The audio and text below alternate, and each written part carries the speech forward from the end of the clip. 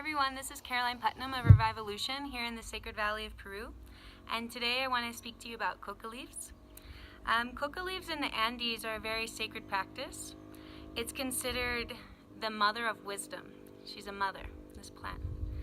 And here in the Andes, this is both a practice of presence personally, to cultivate awareness, to cultivate clarity, as well as a social practice. And so whenever you arrive in the Andes, anytime you go to a family, to their home, the first thing that they're going to do is lay out a big blanket of coca. And in this way, we exchange. So we create a quintu, which is when we bring 3 leaves together. And I always make sure that the feet are down, the stems, the face is up, the green. This is its back, and this is her head.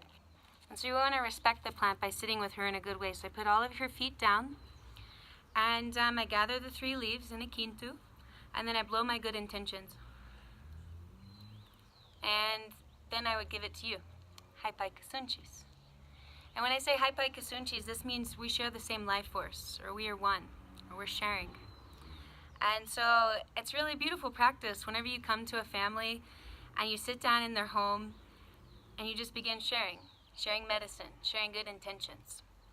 And the coca has this really interesting capacity and element to it, in which when you're sitting together and you're chewing, after about 20 minutes, 30 minutes, the conversation will elevate. Being that she's the mother of wisdom, she'll bring about wise conversations and deep insights. And so it's a really beautiful practice to be able to share with people that come to your home. It's also a very good third party. Whenever you're having maybe a challenging conversation, Mama Coca can help you be in good relationship and be in your higher element in order to speak about these challenging things and really find the wisdom in that conversation. And similarly, the coca is also a personal practice. And so whenever I'm sitting here with nature again, I make my quintu and I blow first. Give. It's a giving. And this whole process is an act of reciprocity. So I'm receiving the plant from the earth. I blow it back. I receive it into my mouth and drink the good intentions. And then I give it back to the earth whenever it's dry.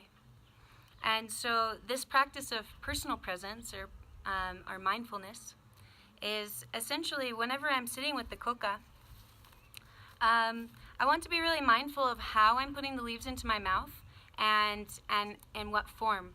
So if I find a leaf like this, then I just want to take a moment to open it. And they say that we open it because we don't want to twist our words or twist our intentions. And the same way, whenever we're chewing the coca, we want to chew it with mindfulness and with presence. If I'm just shoving it in my mouth, then the coca is going to magnify what's already going on inside, maybe chaotic thoughts or habits. But whenever I'm sitting with the coca and I'm opening each leaf and I'm facing them properly and I'm blowing them, and then I put it in my mouth. And take off the stem so it doesn't poke your mouth. Really practical.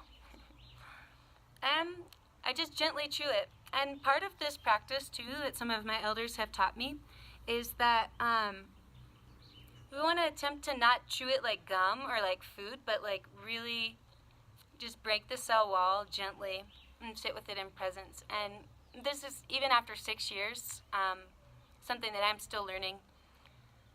And bueno, so I want to show you this too. This is called yipta. It's a black ash, usually from cacao or banana burnt over the fire. There's also other plants.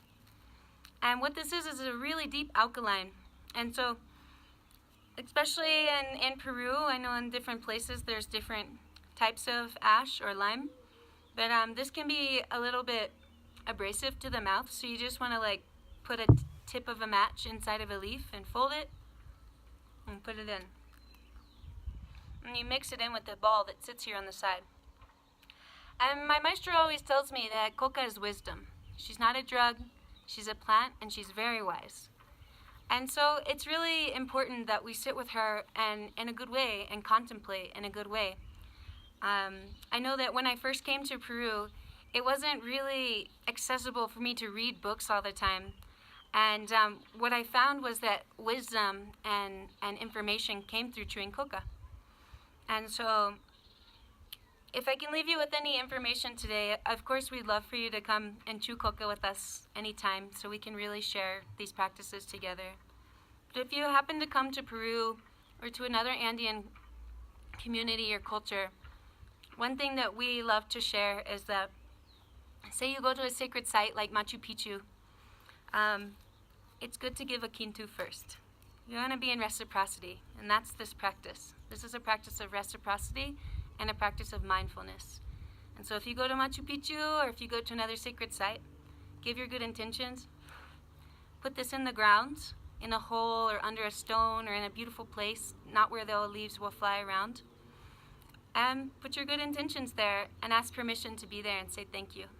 And so this is one of the simple ways in the Andes. It's a daily practice that we sit in contemplation, sit in mindfulness and in peace, and listen to what nature has to share with us. So I look forward to seeing you again, and thank you for listening today. Hayaya.